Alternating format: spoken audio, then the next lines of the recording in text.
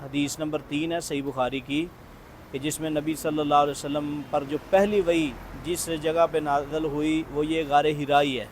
بہت اونچی غار ہے جہاں نبی صلی اللہ علیہ وسلم عبادت کے لیے آتے تھے۔ جبریل علیہ السلام آئے اور آ کے کہنے لگے اقرا، نبی صلی اللہ علیہ وسلم فرمایا میں پڑھا ہوا نہیں، 3 مرتبہ یہی جملہ ارشاد فرمایا۔ پھر جبریل علیہ السلام نے سینے سے لگایا نبی صلی اللہ علیہ وسلم کو، اور پھر قرآن مجید کی پہلی 5 آیات نازل ہوئی۔ اقرا بسم ربک الذی خلق، خلق الانسان من علق، اقرا وربک الاکرم۔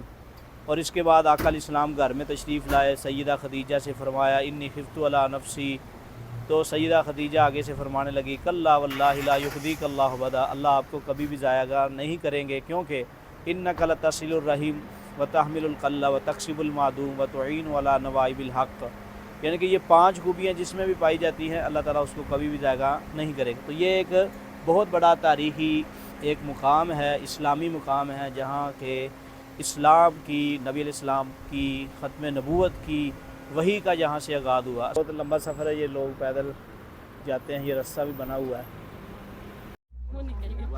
یہ غار حرا کے مناظر ہیں۔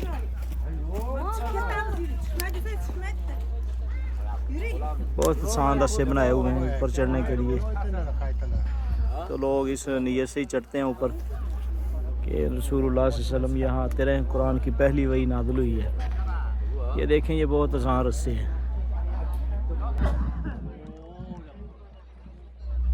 یہ سامنے مکہ ٹاور بھی نظر آتا ہے،